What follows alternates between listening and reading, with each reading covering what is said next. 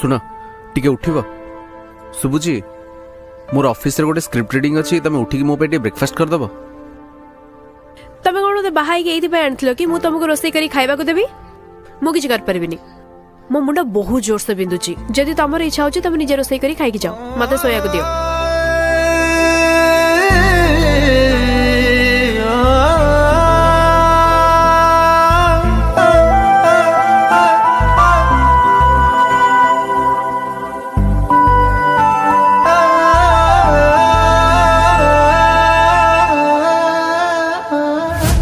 खुशीर फगुण रे आसीथिला से थरे फेरी गला मलय के काहाकू पचारे।